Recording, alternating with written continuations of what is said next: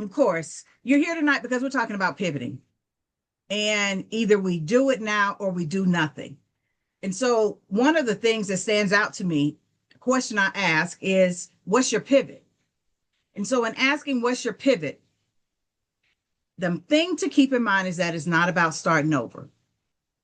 It's that what's probably going to give you the relief from the functional exhaustion is on the other side of your pivot. But for some reason, and it's really not for some reason, we've kind of been taught to stay where we are and do what we're doing. And it doesn't matter what path we're on, what we're doing, rather it's personal or professional, that is not something people really talk about when it comes to pivoting. Give me a second while this thing tries to play catch up with me. So I want to share with you a story. So I'm one of three girls. I'm the youngest. And, I've heard what people say about the order of children. The oldest makes the rules, the middle child breaks the rules, and the youngest child typically ignores the rules. And so, to some degree, I will say that is correct because when it was time to go off to college, my sisters had gone off to FAMU, and I decided I wanted to actually break the rule. I didn't want to go. I actually wanted to go to Howard. And then I realized, you know what, that was too far away. And I decided I would go ahead and go to FAMU as well. So I guess to some degree, the whole rules apply when it comes to the youngest, that we don't like to follow the rules, but it's okay. So when I got to FAMU, I just knew I wanted to be a physical therapy major. That was my thing, physical therapy. I love science and I wanted to be a physical therapist. But then I had the opportunity to go home quite often my first semester. And I would visit my high school. And when I would visit my high school, I was bitten by the bug, the teaching bug. And the first semester of college, I actually changed my major. I knew I really liked science, but that I wanted to teach. And so I changed my major to biology and, was looking forward to teaching. And so I was so excited about teaching that my first 2 years in the classroom, I did not have a classroom. That is right.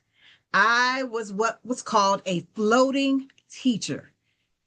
As the bell would ring and the students would move, I would move as well because I was a floating teacher. But I still loved what I was doing, and it didn't actually deter me from keeping going with education. My third year was when I finally got a classroom, and I was super excited. But after a couple of years of teaching, I decided, you know what? I want to be a school counselor. So I spent 19 years as a school counselor out of my 27. Now, along those years in that 27, I received an MS diagnosis. Now, with that diagnosis, the prognosis is who knows? Who knows what can happen, how things can go. But one of the things that it did start to affect was my health and work. Now, one thing I can say when it came to my job, I gave 110%. I loved what I did. You can see, two of the pictures of me in my wonderful costumes that are on the screen. I love what I did. But for some reason, what I started to realize was microaggression when I would be sick. They didn't care. They just wanted me back in the building. That was really all they wanted. And so no matter how hard you're going, that does start to kind of disrupt your peace because you're giving 110%. And when you get sick, they don't care. I can remember being stretched out on a floor in a school building, needing to get back to the doctor who had done a procedure so they could do what they call a blood patch repair. And my principal telling my two co-workers, my two co-counselors, they could not take me. Imagine that. They could not take me. Luckily, there was another person that was there. I knew. She was like, your husband can come and get you. That she took me to meet my husband at the doctor's office. So imagine those things kind of chipping away when you're given 110%. Post-pandemic, I knew I shouldn't have gone back to education. I knew it. It wasn't the best for me health-wise. It was starting to not even bring me the joy that it used to bring me. But you know what it was? It was familiar. And because it was familiar, the dysfunction I ignored because it was familiar.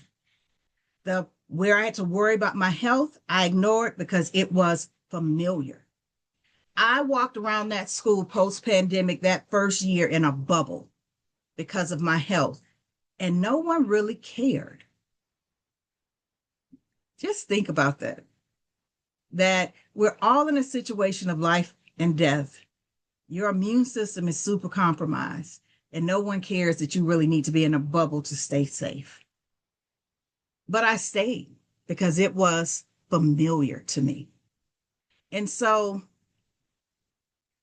there came a point when I had to say something has to be different. But all I knew was education. My first job was education. I spent my years working in education. That's sign the contract every year, show up, get a new contract the next year.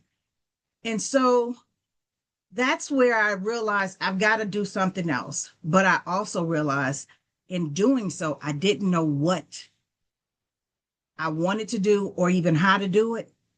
And so I had to go get a coach to let me know how I could make this transition from education to beyond education and what I could actually use to pay me.